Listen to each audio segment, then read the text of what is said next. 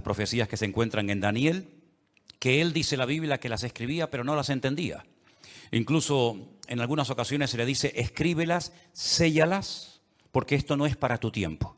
Esto es algo que yo te revelo a ti para que quede registro, pero esto es algo que ha de acontecer en los últimos días, en los postreros tiempos. ¿Y quién no sabe que ya estamos en esos postreros días? Cualquier musulmán le pregunta si ellos saben que estamos en los últimos tiempos. A cualquier judío, a cualquier cristiano con 2 dedos de frente, incluso a aquellas personas que no se definen como nada, pero te dicen, por ejemplo, cuando te los encuentras en la calle, esto va a reventar por algún lado. Esto ya no aguanta más. Algo va a pasar.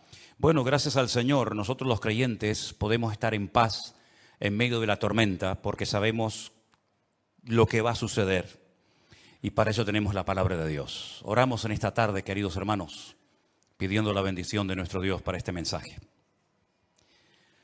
Te damos muchas gracias, Señor, una vez más, por esta oportunidad que nos das de aprender, de conocer las cosas que tú has dejado en tu palabra para mantenernos firmes en la fe, para saber cómo actuar, cómo comportarnos en estos tiempos peligrosos y difíciles en los cuales nos ha tocado vivir.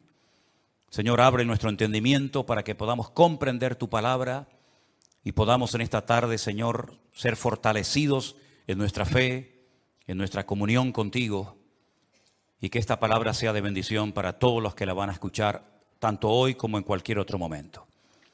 Nos ponemos en tus manos y pedimos tu bendición en el nombre de Jesús. Y amén, y amén. Yo lo primero que me gustaría pedirles a todos ustedes, no solamente los que están aquí reunidos, sino también los que están en sus hogares y los que después van a ver estas reuniones.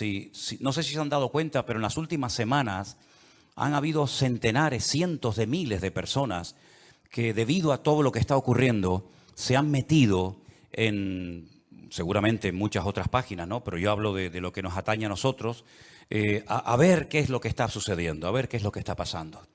Tenemos ya mensajes en nuestro canal de YouTube que tiene casi 4.000 mensajes. Tenemos mensajes que ya pasan de los 2, 3, 4, 5, 6, 7, 8, 9 millones de visualizaciones. Es algo increíble ver cómo Dios está despertando las conciencias de muchísimas personas en muchas partes del mundo, porque están realmente preocupadas, diciendo qué es lo que va a pasar. Yo ya digo, lo primero que les quiero pedir a todos ustedes es que mantengamos la calma, por favor. Veo a muchos creyentes nerviosos, angustiados, con miedo, y lo primero que tenemos que tener en cuenta es que el Señor es nuestra paz, que todo está bajo el control de Dios y que aquí no va a caerse ni una hoja de un árbol sin permiso de nuestro Dios. Así que mantengamos la calma, la serenidad, la paz y no dejemos que nada ni nadie nos perturbe. El Señor Jesucristo dice, en el mundo tendréis aflicción. Más claro agua, pero confiad, yo he vencido al mundo. Mi paz os dejo, mi paz os doy, no como el mundo la da. La paz de Cristo es una paz que a menos que tú la tengas no te la puedo explicar con palabras. Y mira que sé explicar muchas cosas y el Señor me ha dado, pues yo creo que algo de sabiduría para explicar muchas cosas de su palabra. Pero explicarte lo que es la paz de Cristo, sinceramente me faltarían palabras para poder explicarte lo que es vivir en cualquier momento y circunstancia de la vida, bajo la enfermedad de un hijo, bajo la muerte de un ser querido, en momentos de guerra, en momentos de necesidad, de crisis matrimonial, problemas de toda índole, explicarte lo que es tener en esas circunstancias la paz de Cristo, prácticamente es imposible hacerlo con palabras, a menos que usted tenga esa paz morando en su corazón. Así que, hermanos, recordemos lo que dijo el Señor, quiénes somos: la luz del mundo y la sal de la tierra. Si me permiten la expresión, guardemos la compostura en todo momento. Porque ahora se nos van a presentar muchísimas oportunidades y ocasiones para dar testimonio y explicarle a la gente, si es que lo sabes, lo que está sucediendo y cómo va a terminar todo esto. Porque la Biblia no solamente te dice cómo va a empezar todo, cómo se va a desarrollar los acontecimientos, sino que además te dice cómo van a terminar los acontecimientos. Y lo que de entrada te puedo decir es que el mundo nunca más volverá a ser el mismo a partir del 7 de octubre. Nunca más Oriente Medio volverá a ser lo que fue. Europa nunca más volverá a ser lo que ha sido. El mundo espiritual ha cambiado radicalmente. Te lo voy a intentar explicar esta tarde. Porque todo lo que nosotros vemos que está sucediendo en este nivel, en esta dimensión de lo natural, es simplemente, como he dicho muchas veces, y lo repito, un reflejo del mundo espiritual. El mensaje de hoy yo lo he titulado ¿Palestina o Israel? Porque se está oyendo mucho hablar en los últimos días, semanas, acerca de Palestina, de Israel y de Palestina. Y yo tengo que hacer un pequeño alto en el camino antes de entrar en lo que va a ser en sí el mensaje y decirte que no hay que ser ni judío, ni musulmán, ni creyente, ni cristiano, ni nada, para saber que nunca, jamás en la historia hubo un Estado llamado el Estado palestino. Nunca existió tal cosa, jamás. Te voy a decir de dónde viene y quién le puso ese nombre a ese territorio de Palestina. Antes de que los judíos llegaran a ese país y declararan el Estado judío de Israel, como se llama, en 1948, estaban los ingleses en aquel lugar. Después de la Primera Guerra Mundial se repartieron el mundo las naciones vencedoras. Y a Inglaterra le tocó lo que ellos llamaban en aquel tiempo Palestina. Así es que no sacaron de allí al pueblo palestino, porque nunca existió un país llamado o un pueblo llamado palestino, jamás. Entonces sería antes de los ingleses, pues tampoco, porque antes de los ingleses estaban los otomanos. Y sabéis que en ese país han estado todos, los omeyas, los árabes, los bizantinos, los hasmoneos, los griegos, los romanos, prácticamente todo el mundo ha estado por allí. Los cruzados con aquellas cruzadas, y decirles incluso que hasta el rey de España es el único rey del mundo que tiene el título de rey de Jerusalén, por si no lo sabían. Es decir, que por ese pequeño territorio, que es un cruce entre lo que se consideraba la Mesopotamia y Egipto o la salida al mar Mediterráneo, jamás ha habido un Estado palestino, nunca. No sé si en algún momento lo habrá, pero jamás en la historia ha existido tal cosa. ¿De dónde viene entonces el tema o el término Palestina? Realmente el título, el nombre de Palestina fue un castigo del Imperio Romano a los judíos. Me explico. En el año 132 después de la era de Cristo, después del nacimiento de Cristo, hubo un hombre llamado Bar Kokhba. Su nombre significa hijo de la estrella, Bar, hijo, Kokhba, estrella. Bar Kokhba era un judío que fue declarado el Mesías, el verdadero Mesías de Israel. Ustedes saben que el sueño dorado de Israel ha sido la restauración de la monarquía con un rey descendiente de la tribu de Judá. Y este tal Bar Kokhba, el hijo de la estrella, fue apoyado de una forma tremenda por un rabino muy famoso de la época llamado Rabí Akiva. Rabí Akiva, haciendo una pésima interpretación de un texto del Antiguo Testamento, donde dice que el hijo de la estrella, hablando del verdadero Mesías, reinaría, apoyó de una forma tremenda a Bar Kokhba y emprendió una rebelión en contra del Imperio Romano. Y durante un par de años logró crear, entre comillas, un pequeño, país independiente que era la región o la provincia del sur de Judea. Los romanos no le iban a permitir ni a Bar Kokhba ni a nadie que pisotearan a Roma, que humillaran a Roma. Y entonces se emprendió una matanza, una guerra terrible contra este líder religioso político y lo desmenuzaron. En aquellas guerras se cuenta que murieron más de 580.000 judíos. Una barbaridad. 580.000 judíos perdieron la vida, incluido el Bar Kokhba este. ¿Por qué se produjo esta rebelión? Bueno, hay varios factores, varios motivos. El primero es porque el Imperio Romano había prohibido practicar la Brit Milá, el pacto, la circuncisión. No se podían hacer circuncisiones en Israel y sabéis que eso es algo sagrado, incuestionable No se negocia el circuncidar sí o no a un varón. Eso es algo que nadie cuestiona. Incluso los judíos ateos lo hacen con sus hijos. Todos lo hacen. Sean creyentes, practicantes o no. Y eso estaba prohibido. Estaba prohibido la celebración del Shabbat, el día de reposo para el pueblo de Israel en aquel tiempo. Estaba prohibido enseñar Torah, enseñar la ley de Moisés, celebrar las fiestas.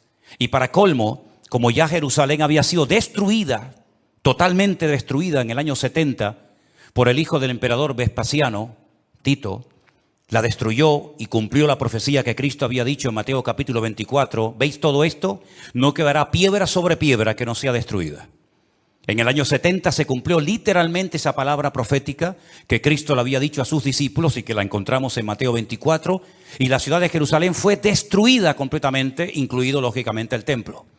Los tesoros del templo, que eran incalculables, se llevaron a Roma. Y su padre, Vespasiano, construyó un templo, pero a la muerte, el famoso Coliseo romano, que todavía lo pueden visitar los que quieran. Y para hacer una conmemoración de esta victoria, entrando o muy cerca del Coliseo romano está el Arco del Triunfo de Tito, por donde les desfilaron las legiones romanas, humillando a los judíos que se los llevaban por miles y centenares a Roma para ser lanzados al circo romano, crucificados, etcétera, etcétera. No solamente ocurrió eso, sino que para más INRI, para más humillación, lo que hizo el emperador Adriano fue cambiarle el nombre a la ciudad de Jerusalén. Subió a lo alto de donde estaba el templo, que es el monte Moriah, donde actualmente está el Domo de la Roca, y al lado la mezquita famosa de Al-Aqsa.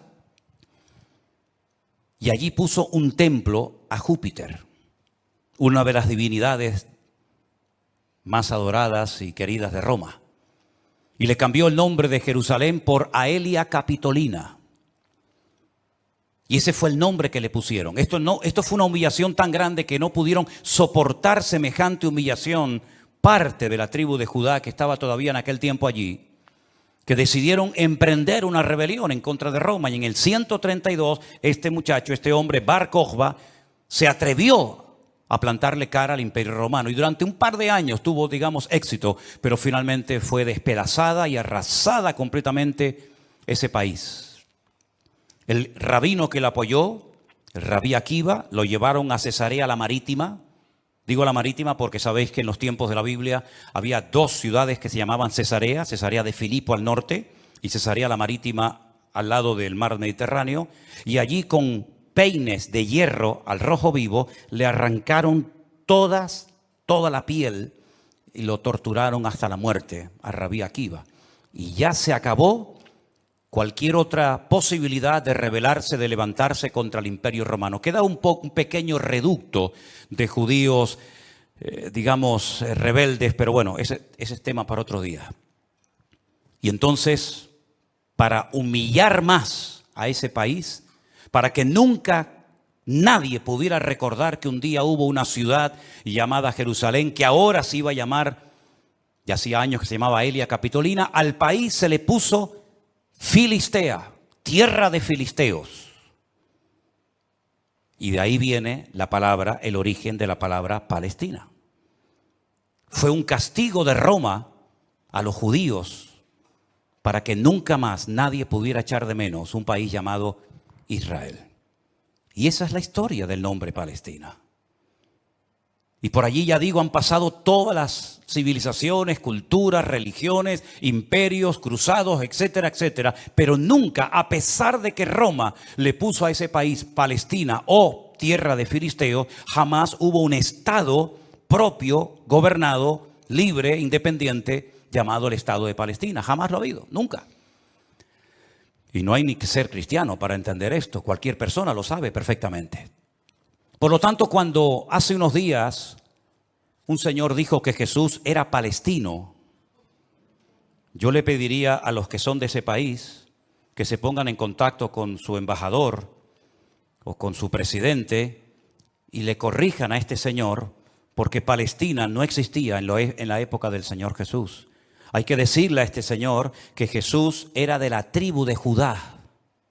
Su padre y su madre, que están sus árbol genealógico en la Biblia, Mateo capítulo 1, Lucas capítulo 3, eran descendientes de la tribu de Judá, que a su vez estaba entroncada con la casa real del rey David. ¿Y quién era David? Era de la tribu de Judá. Su papá se llamó Isaí. El padre de Isaí fue Obed. El padre de Obed fue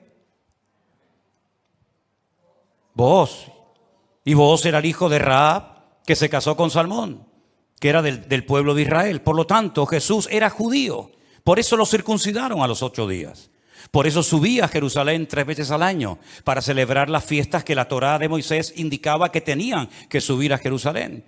Por eso Jesús nunca fue a una mezquita, siempre fue a sinagogas, porque ni siquiera las mezquitas, el Islam, existía en la época de Jesús, sino que tendrían que pasar más de 600 años, más de 6 siglos y medio, hasta que naciera el Islam, que por cierto significa sumisión. ¿A quién? Lo interesante es que el Señor Jesucristo, cuando es juzgado por sus enemigos, en este caso los romanos, el que lo sentencia a muerte, ordena poner encima de la cruz un título escrito en 3 lenguas: latín, griego y árabe. Si ustedes me dejan que siga, tienen un problema, porque he dicho un disparate y ustedes no han dicho nada. Y ustedes no tienen que permitir que yo ni nadie diga disparates en este púlpito. Eso es. Entonces corríjame cuando digo algo mal, no tengan miedo.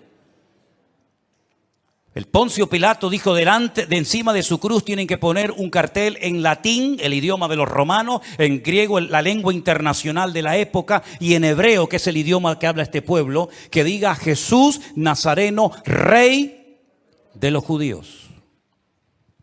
No dijo rey de los palestinos, no dijo rey de los árabes, dijo rey de los judíos, que eran los que vivían allí. Porque dice Juan capítulo 1 que a los suyos vino y los suyos no le recibieron. Y los suyos eran judíos que estaban viviendo en aquel momento bajo la opresión, bajo el yugo del imperio más terrible que jamás ha existido y el más longevo, que fue el imperio de Roma. Así que de ahí viene todo esto del nombre Palestina y filisteos y todo esto, queridos hermanos. Pero nunca, repito, ha existido un Estado palestino. Cuando en 1948 las Naciones Unidas decidieron partir el país en 2, Israel dijo: estamos de acuerdo. Si los árabes que en ese momento habitaban en ese país, que la mayoría eran de origen jordano, el país que estaba al lado, porque no sé si saben que, por ejemplo, la explanada de las mezquitas arriba, en el monte Moriat, en el monte de Moriat, eso está bajo protectorado de Jordania. Y cuando tú ves a los ancianos caminando por las calles de la ciudad vieja de Jerusalén, la mayoría de ellos llevan un pañuelo de cuadraditos blancos y rojos, que es el pañuelo de Jordania. Porque Palestina no representa a nadie, sino ellos eran de origen jordano, ¿verdad? Y es interesante notar que Israel en ese año decidió quedarse con los territorios que las Naciones Unidas decidieron darle. Y los árabes dijeron rotundamente no. Que yo digo, si hubieran sido listos en ese momento, hubieran dicho: vale, nos quedamos con la mitad, y ya con la mitad, ya que es mía, después podemos hacer otro tipo de presiones. Pero por lo menos ya tengo la mitad. Y es que si dices que no, al final no vas a tener ni lo que tenías. Durante todos estos años, desde 1948 hasta hoy, ese país siempre ha estado en guerra, o preparándose para una guerra, como dicen allí. Y la cruda realidad es que ese pequeño pueblo ha ganado todas las guerras, no ha perdido ni una. Ha desbaratado naciones tremendamente poderosas con un poderío militar espectacular. Y cada vez que gana, lógicamente, extiende el terreno. No podían entrar los judíos a la ciudad vieja de Jerusalén. ¿Saben la tortura que es para un judío estar viviendo en Jerusalén y no dejarte entrar a la ciudad de Jerusalén y poder acercarte y tocar el Kotel Hamarabí, el muro de los lamentos, para orar a Dios? No podían hacerlo. Desde 1948, que entraron allí, hasta 1967, en la guerra famosa de los 6 días, los judíos veían de lejos. Por eso cuando ustedes van a Jerusalén se van a dar cuenta que las casas que están más en alto son las que le permitían al judío poder ver el monte del templo, porque no podían acercarse a tocarlo, ni a mirarlo. Y no solamente desde 1948, desde hace muchos siglos tampoco podían estar allí. y al final recuperaron la ciudad de Jerusalén. Pero todas y cada una de estas guerras siempre ha cambiado la atmósfera, el mundo espiritual, siempre. Porque algo que tenemos que tener presente es que el mundo natural refleja lo que está pasando en el mundo espiritual, ni más ni menos. Y me gustaría con algunos textos de la Biblia demostrarles que el mundo espiritual es tan real como este mundo en el cual nos movemos tú y yo como pez en el agua. En el libro de Daniel, en el Antiguo Testamento, este hombre está cautivo en Babilonia. Las tribus del sur, Judá y Benjamín, han sido derrotadas, han sido humilladas por las tropas de un tal rey Nabucodonosor. Son llevadas cautivas por 70 años a Babilonia. Algunos se preguntarán, ¿y por qué fueron llevados cautivos a Babilonia justamente 70 años? Bueno, primeramente por su desobediencia, por su rebeldía, por no haber querido arrepentirse. Muchas veces el Señor le mostró a Ezequiel en visión los pecados terribles que ellos hacían en la intimidad, que nadie los sabía, pero que Dios los conocía perfectamente. Y dice que se lo llevaba en visión y le decía, métete por el agujero de esa pared y mira lo que están haciendo ahí adentro, a ver si no son dignos de mi ira y de mi juicio, ¿verdad?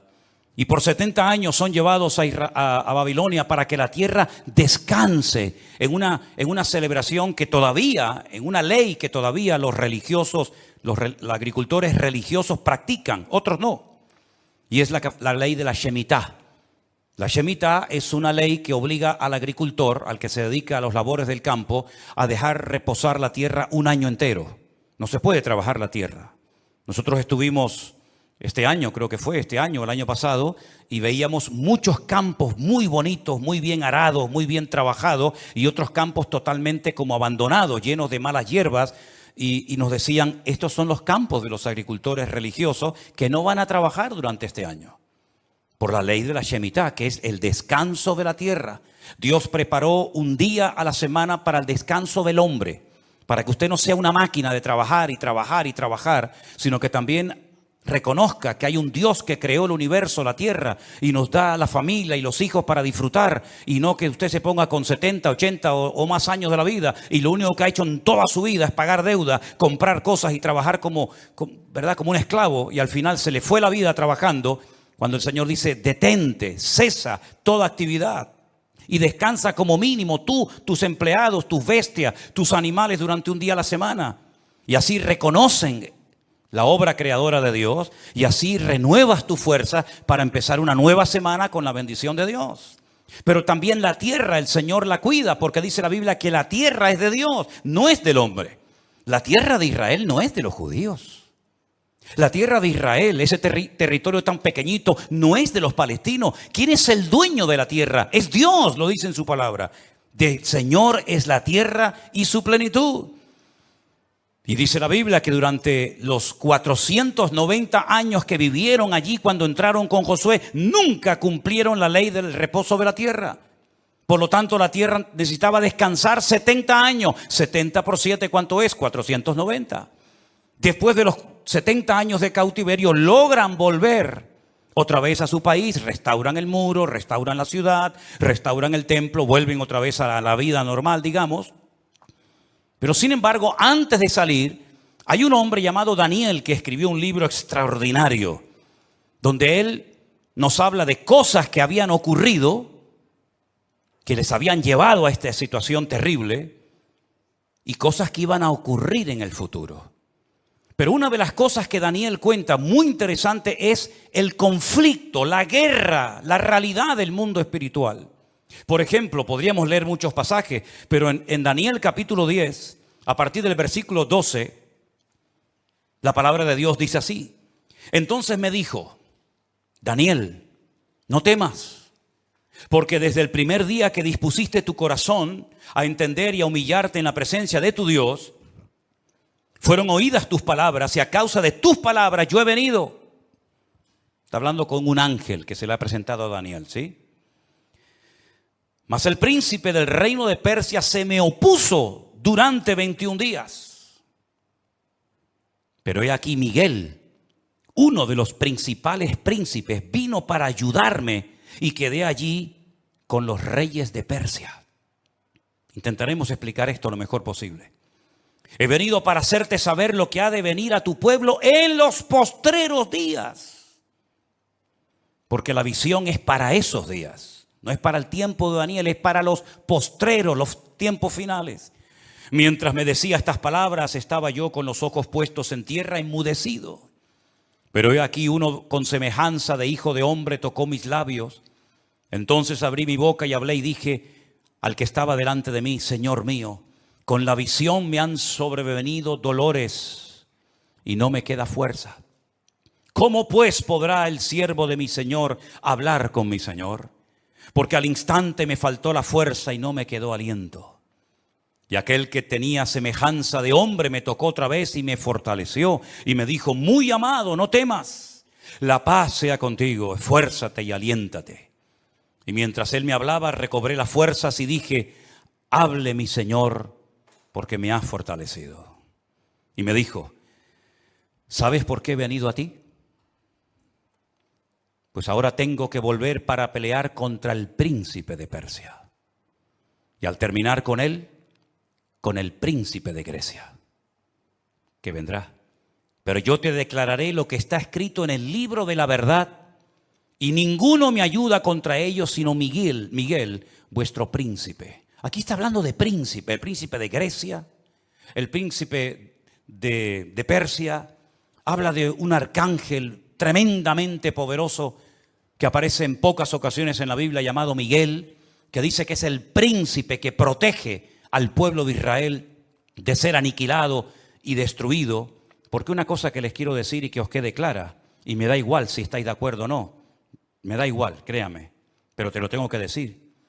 Recientemente se le preguntaron a altas autoridades de Hamás y le dijeron: si pudierais elegir entre tener todo el Estado de Israel, todo el territorio, de norte a sur y de este a oeste para ustedes, o la destrucción, la aniquilación total y absoluta del pueblo de Israel, ¿qué elegiríais?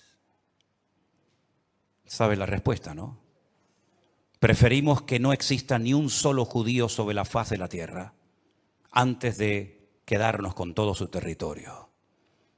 Porque no es que quieren quedarse con todo el territorio, es que quieren arrojar al mar o al desierto para que muera toda la población de Israel, que en este momento está alrededor de unos 15 millones de personas más o menos repartidas en varias naciones de la tierra. ¿Quién puede negociar con alguien que te quiere matar? ¿Quién puede negociar con alguien que viola a tus hijos y los quema delante de tu presencia? ¿Quién puede negociar con alguien que le abre el vientre a una mujer embarazada y le saca a su hijo que aún está con vida? ¿Quién puede negociar con alguien que te odia y que el sueño de su vida es destruirte a ti y a toda tu descendencia? ¿Quién puede negociar con semejantes salvajes? Fijaros que ya no digo animales, como decía hasta el otro día, porque no quiero ofender a los animales. Pero aquí encontramos una realidad espiritual. Daniel estaba orando, estaba ayunando por 21 días, 3 semanas seguidas, y la respuesta a su oración no venía la respuesta a su oración. Y finalmente se le presenta un ángel y le dice: desde el primer día que te pusiste a orar, tu oración llegó a la presencia de Dios. Y entonces, ¿por qué no vino la respuesta? Porque el príncipe de Persia se me oponía. Había interferencias, por decirlo de alguna manera, en el mundo espiritual. ¿Quién es el príncipe de Persia? Un poder espiritual, un príncipe de las tinieblas que no quería que Daniel recibiera la revelación y la información de lo que le iba a pasar a su pueblo a corto y a largo plazo. Y con esto coincide lo que se ha leído esta tarde desde este mismo púlpito, la famosa armadura del cristiano en Efesios capítulo 6. Donde el apóstol Pablo dice: nuestra lucha ahora como creyente no es contra sangre y contra carne, no. Esa ya no es nuestra batalla, esa ya no es nuestra lucha. Nuestra lucha, que existe y es real, es contra principados y contra potestades, contra los gobernadores de las tinieblas, contra huestes espirituales de maldad en las regiones celestes. Y por eso Pablo describe la armadura del soldado romano, pero dándole como una aplicación para que el cristiano pueda vivir en todo momento bien armado, bien preparado, bien listo para poder enfrentar ese conflicto espiritual que todo creyente sabe perfectamente que está librando. Fijaros que las últimas palabras del apóstol Pablo cuando escribe a Timoteo le dice: he peleado la buena batalla. No ha sido fácil llegar hasta la meta, Me han torturado, me han apedreado, me han puesto en la cárcel, etcétera, etcétera. Y he peleado la buena batalla y he acabado la carrera. A Timoteo, cuando está pasando un momento de desánimo, de caído en su espíritu por las presiones y las luchas que está llevando a cabo en la iglesia que está pastoreando en Éfeso, le dice: pelea la buena batalla, echa mano de la vida eterna, sufre penalidades como buen soldado de Jesucristo. Yo sé que por ahí se ha predicado un evangelio aguado, un evangelio donde ven a Cristo y todos los problemas se te van a solucionar. No es verdad. Dios te va a dar gracia, paz y fortaleza en medio de los problemas. Pero muchos problemas no van a desaparecer por el hecho de que ahora usted se ha convertido a Cristo. Si le han predicado otra cosa, no es mi problema, pero sí es mi responsabilidad decirle que la vida no es fácil, ni para el ateo ni para el creyente. Y dice la Biblia que cuando sale el sol calienta buenos y calienta malos. Y cuando hay guerras mueren buenos y mueren malos. Y cuando hay un naufragio mueren cristianos y mueren ateos. Y cuando hay un atentado, cuando hay un terremoto o cuando hay un tsunami, mueren cristianos, mueren blancos, mueren ricos, mueren todos. Porque es parte de la vida. Pero en medio de las tormentas y sufrimientos de la vida, nosotros sabemos que el Señor está a nuestro lado. Y eso es lo que nos da la fuerza para decir: Dios está conmigo porque yo sé en quién he creído. Miren a Job, y no me quiero ir del tema, pero miren a Job, un hombre que perdió a sus hijos, un hombre que perdió su salud, un hombre que perdió su patrimonio, toda la vida trabajando para tener 4 cosas y en un día las perdió todas, como le puede pasar a cualquiera, ¿o no? Sin embargo, cuando su mujer le dice: maldice a Dios, ¿qué tipo de Dios tienes tú? Que hoy te da y mañana te quita, ahora te sana y mañana te enferma. Y le dice: como cualquier persona incrédula, insensata, has hablado. Yo sé en quién he creído y aunque Dios me mate, yo lo voy a seguir adorando porque yo sé que mi Redentor está vivo. Podemos tener paz en medio de la tormenta, podemos dormir en paz, como dice la Biblia: en paz me acostaré y asimismo dormiré. Porque solo tú, Señor, me haces vivir confiado. Y aunque un ejército acampe contra mí, no temerá mi corazón. Porque el Señor es mi luz y mi salvación. Son promesas que las hemos interiorizado en nuestra vida. Y no es como un mantra que lo tengo que repetir para autoconvencerme de que Dios está conmigo. Es que no me tengo que autoconvencer de nada. Él mismo me da testimonio a mi espíritu de que no estoy solo en medio de las luchas de la vida. Y el pueblo de Israel no es que sea el mejor pueblo del mundo, Yo no estoy aquí para hacer, digamos, una disertación a favor de unos que son muy buenos y otros que son muy malos. Yo no estoy aquí representando a nadie. Yo solamente represento a mi Dios. Y mi Dios no se casa con nadie. Y mi Dios ama a todo el mundo por igual. Y mi Dios no hace acepción de personas. Y todos los seres humanos, me da igual, son palestinos, o son judíos, o son canarios, o son latinos, o de donde sea. Todos los seres humanos tenemos que arrepentirnos delante de nuestro Dios por nuestros pecados. Y aquí no hay ni buenos ni malos, sino que aquí cada uno tiene que ser consciente de que no hay justo ni aun uno delante de la presencia del Señor. El mismo Señor Jesucristo, y hoy lo leía en el Evangelio de Mateo, le decía a los judíos: si no os arrepentís, todos pereceréis igualmente. Por lo tanto, mis queridos hermanos, lo importante es saber que estamos en una guerra espiritual porque estamos a punto, y lo vamos a ver, que todo va a cambiar. La película que hemos vivido hasta el día de hoy, nuestra vida ha sido como una especie de película con diferentes actores, diferentes escenarios, ¿verdad? El escenario va a cambiar completamente. Los actores van a cambiar. El guión va a cambiar. Y cuando está a punto de producirse un cambio en el mundo significativo que afecta a miles y a millones de personas, hay siempre guerra en el mundo espiritual. Miren cuando Cristo nació, la guerra espiritual que hubo. Comenzaron a asesinar niños, ¿verdad? Comenzaron una serie de revoluciones porque cada vez que va a haber un cambio que va a afectar la economía, la política, la vida social, etcétera, siempre hay un conflicto espiritual tremendo.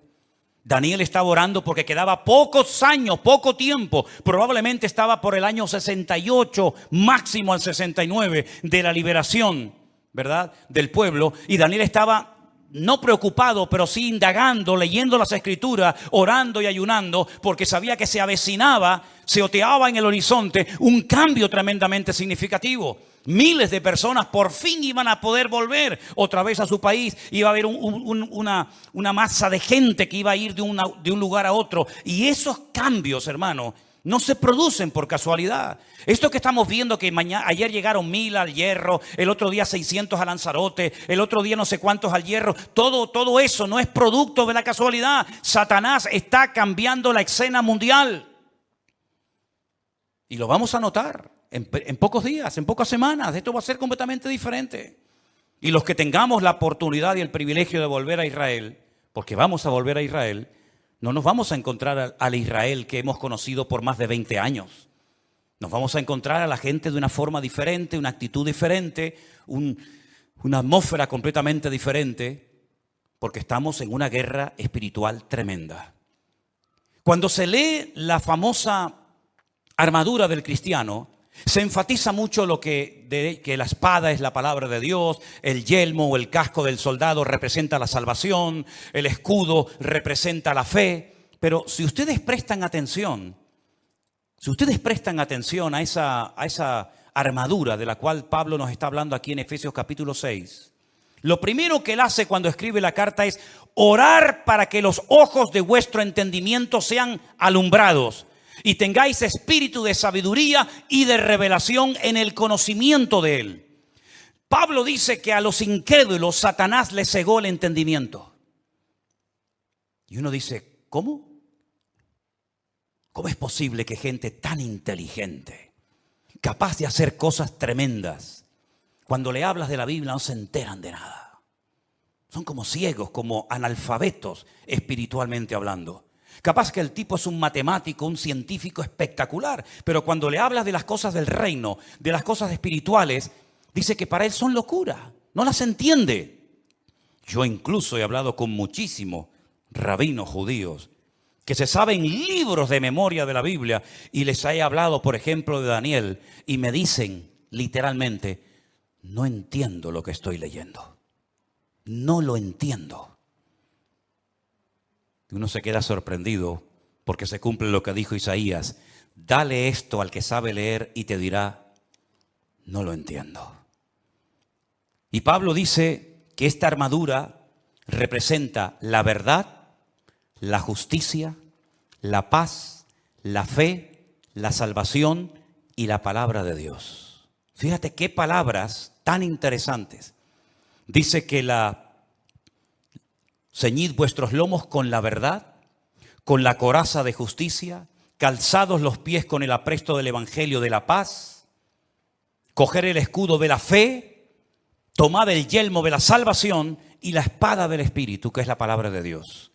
Estas 6 cosas, estos 6 elementos están en el punto de mira de Satanás para arrancarlos de nuestra sociedad de un plumazo. Quiere cambiar la verdad en mentira y convertir la mentira en verdad. Si no, sal por la calle hoy en día y pregunta cosas que tienen que ver ya no con la fe, sino con el sentido común.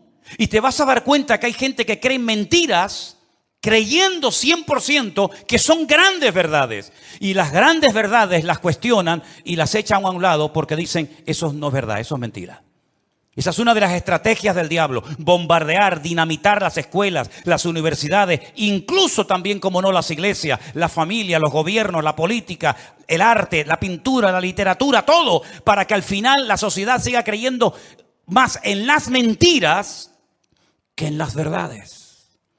¿Quién enseñó que para ir al cielo hay que explotarse? Es una gran mentira. Pero 1.000 millones creen que es una gran verdad. Aquí vino hace poco una persona que me decía, ¿cómo es posible que ustedes crean que la tierra es redonda si la tierra es plana? Y decía, pero ¿me está hablando en serio este hombre? quiere quitar la verdad y convertirla en mentira. La justicia la quiere convertir en injusticia. De hecho, muchas veces hay más sentido común, más sentido de la justicia en la calle, en la sociedad, hablando en una cafetería o en un bar, que cuando ves un acto supuestamente de justicia, que es una tremenda injusticia. Cuando a una persona se le meten en su hogar y no los puedes echar porque no tienen dónde vivir. Y no les puedes cortar la luz y el agua porque es un delito si le corto a un ocupa en mi casa la luz y el agua, que han convertido la justicia en injusticia. Ya no tiene derechos el propietario, ahora tiene derechos el que usurpa la propiedad ajena. ¿Eso es una justicia? ¿Eso es justicia? Quiere cambiar la paz en guerra, cosa que sabe hacer perfectamente. La fe en incredulidad, la salvación en muerte y en desesperación eterna, y la palabra de Dios por cualquier cuento que cuenten por ahí, dándole más credibilidad a las mentiras que al libro eterno llamado Biblia o palabra de Dios. ¿Qué te parece? Estamos viviendo en tiempos peligrosos porque dice Daniel capítulo 7 verso 2 que los vientos han comenzado a soplar en el gran mar. Miren ese versículo. Daniel dijo: miraba yo en mi visión de noche y he aquí que los 4 vientos del cielo combatían en el gran mar. En la Biblia, el gran mar es el mar Mediterráneo. Es el mar que toca muchos países europeos y también del norte de África. ¿Y de dónde se levantará un personaje siniestro que tendrá un poder tremendo? Económicamente hablando, políticamente hablando, económicamente hablando, del antiguo territorio que ocupaba el reino de Roma. Todo lo que es el norte de África, parte de Oriente Medio y todo lo que es Europa, hasta lo que se conoce como Finisterre, el fin de la tierra para los romanos hace 2000 años. Y dice que en ese gran mar, él vio como 4 vientos, que son demonios, comenzaban a soplar de tal manera que comenzaron a levantarse animales. El resto del capítulo no lo voy a leer, pero dice que comenzaron a levantarse animales. Se levantó un leopardo con alas, se levantó un oso con unas costillas en la boca, se levantó un león con alas, se levantó una bestia indescriptible de esa zona donde soplaban los 4 vientos. Y comenzaron a levantarse esos animales que representaban imperios, poderes políticos que iban a afectar la vida de miles y de millones de personas a lo largo de la historia. ¿Cómo podía saber ese hombre cuando todavía no existían ni los medos persas, ni los griegos, ni los romanos, que se iban a levantar esos imperios siglos antes de antelación? Es que la Biblia se anticipa en el tiempo y en el espacio, demostrando que Dios es un Dios veraz y que siempre sabe lo que va a suceder porque Él controla la historia. ¿Cuántos dicen amén? Y vemos varios vientos en la Biblia. No tengo tiempo para extenderme en todo esto, pero ¿cuál fue el viento que destruyó la barca de Pablo o el barco de Pablo? ¿Cuál fue el viento ese? Es el viento que golpeó contra un creyente, contra un representante del cuerpo de Cristo, el Euroclidón. El Euroclidón destrozó la nave de Pablo y Pablo tuvo que ir a tierra a calentarse y a salvar la vida. Ese viento soplará. Son nombres de la mitología griega. El Aquilón, el Austro. Son vientos que se mencionan, por ejemplo, en el libro del Cantar de los Cantares. Métanse y estudien las direcciones de estos vientos. Generalmente los vientos, depende del viento, suelen ir en una misma dirección, pero llegará un momento en el que se producirá como una especie de huracán, ¿verdad? Donde hay vientos de norte, de sur, de este, de oeste, y es imposible navegar de esa manera. Es imposible navegar con 4 o 5 vientos diferentes. Y eso es lo que va a pasar en los últimos tiempos. Representa la lucha del mundo espiritual con nombres de vientos que aparecen en la Biblia. Y esos vientos se van a llevar a cabo en una zona geográfica en la que tú y yo también vivimos. Y por eso Europa va a ser afectada grandemente en los últimos tiempos. ¿Qué es lo que hay detrás de todo esto? No es una lucha de unos contra otros simplemente. Es una lucha de Satanás contra Dios y su palabra. Ni más ni menos. ¿Quién puede más, Alá o el Dios de ustedes? ¿Quién puede más, el Corán o vuestra Biblia o Torá? Es una lucha de tipo espiritual. Y si no estamos velando y orando, no vamos a saber cómo comportarnos, cómo actuar en este tiempo, porque algo muy importante que lo vamos a ver ahora en un momento en la pantalla, es cómo Satanás a lo largo de la historia, como una especie de camaleón, si me permiten, ha ido adaptándose a los tiempos, a las culturas, a las tradiciones, y de esa manera ha ido preparando el escenario para esta escena final que tenemos en el horizonte. Todavía la guerra fuerte que nos habla Ezequiel 38 y 39 aún no ha empezado. No es esta que estamos viendo ahora. Todavía viene otra peor, para que lo sepan. Cuando Gog, príncipe de Mesec y Tubal, vienen del norte con 200 millones de soldados para destruir al pueblo de Israel. Porque de esta Israel volverá a salir con muchas pérdidas humanas, con mucha sangre derramada, pero aún viene la peor, que la Biblia dice en qué momento se va a producir, qué naciones van a intervenir, por dónde van a atacar, cómo va a terminar, cuánto va a durar, etcétera, etcétera.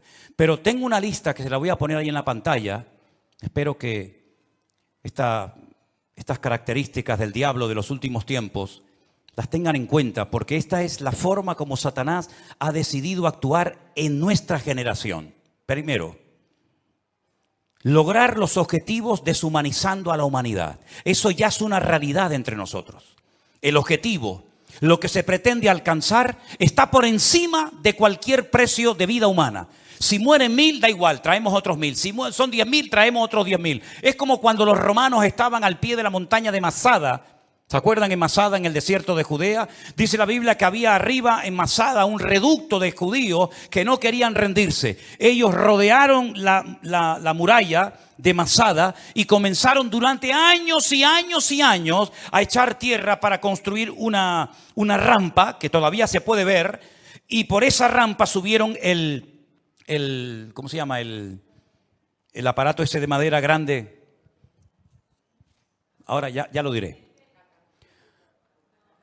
4 años preparando esa rampa para poder subir arriba.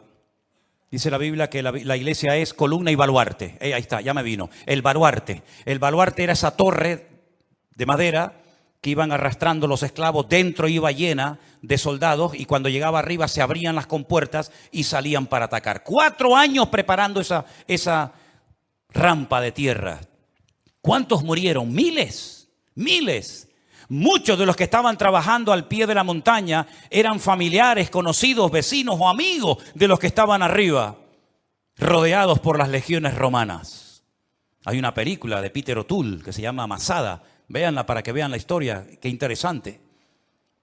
Mataban a 200, 300 esclavos, traían más y traían más. El objetivo es lo principal.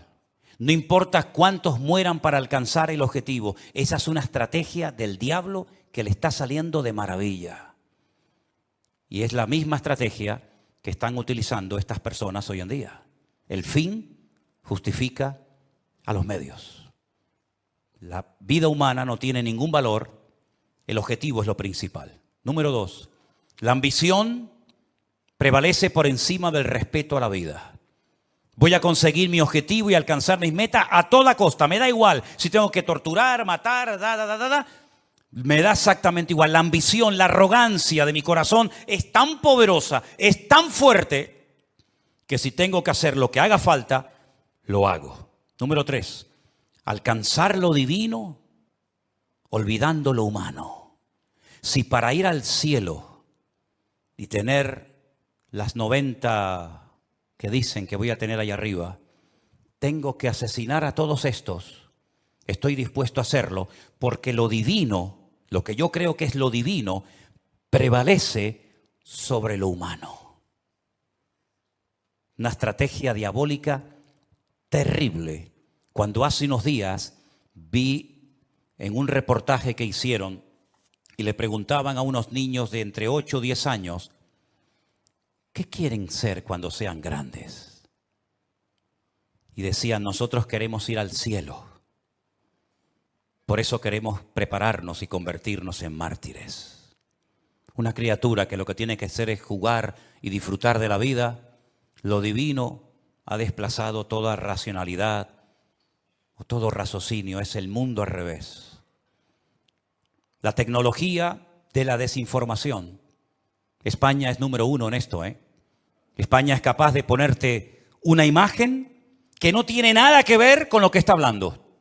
De hecho, ha habido a veces en varias cadenas de televisión en España que están hablando de un conflicto X, de una situación cualquiera que sea, y ponen unas imágenes de hace años que no tiene absolutamente nada que ver con lo que ellos están contando en ese momento.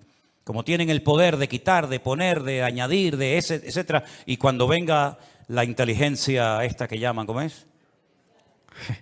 Cuando venga la inteligencia virtual o artificial, perdón, ni te imaginas las barbaridades que vamos a ver donde personas están comenzando a decir cosas que ellos jamás han dicho, pero que por una manipulación de la tecnología te hacen creer lo que no han dicho o lo que han dicho. En fin, una locura. Los medios de comunicación son una fábrica que crea deliberadamente ignorancia. Cuanto más ignorante sea la gente, mejor. La ignorancia para ellos es poder. Cuanto más ignorante sea una persona sobre la realidad, sobre la Biblia o sobre lo que sea, mejor. Creación deliberada de ignorancia. Sembrar confusión, toda la que se pueda y más, engañando deliberadamente a la gente. Poner en duda la credibilidad de la fuente. Por ejemplo, mi fuente de información es la Biblia. Ah, no, pero eso no sirve, eso está caducado. ¿Cómo? No, la Biblia está llena de contradicciones. Y se quedan tan panchos. Y se quedan tan tranquilos. ¿Cómo que está llena de contradicciones? ¿Dónde están las contradicciones? No, eso está lleno de eso no, esta no es la Biblia verdadera. ¿Cómo que no es la Biblia? No, la Biblia verdadera la tienen los curas en el Vaticano, me dijo una vez uno. Es decir, tiran por tierra la fuente, la fuente mía no vale, la que vale es la tuya, la de internet, que te metiste anoche, leíste no sé qué. Esa es la verdadera, que ahora nos están fumigando. Esas nubes que aparecen en el cielo son aviones que nos están fumigando para que no llueva. Dios, pues menos mal que nos fumigaron para que no lloviera, Porque ayer hablaba con un pastor de Madrid que me dice, no puedo salir del coche porque tengo el agua hasta el cuello. Increíble, ¿no? O cuando vino el COVID, ¿se acuerdan? Esto es una estrategia de los Illuminati, de los masones, para una drástica reducción de la población humana. Pues qué malos fueron, porque me parece que murieron como 2 o 3 millones en el mundo y somos 7.000 millones. Lo hicieron muy mal, Y que todos los que nos vacunamos en 2 años morimos. Pues se equivocaron, porque ya llevo 3 vivo y coleando. Pero en fin, esta fuente no vale, la que vale es siempre la de ellos. Negar los hechos. No, eso no fue así. Eso no fue así. Tengo imágenes del satélite, donde se ven desde los satélites cómo lanzan los distintos cohetes. Y más de 550 cohetes lanzados desde la Franja de Gaza, no uno como el del otro día, 550 cohetes han caído dentro de la Franja de Gaza. No, pero eso es manipulación. Eso es manipulación. Bueno, producir ignorancia manipulándolo todo, pervertir las prioridades, como aquellos que estaban construyendo un edificio tan grande, que dice que se tardaba 1 año en subir un bloque desde abajo hasta arriba. Y cuando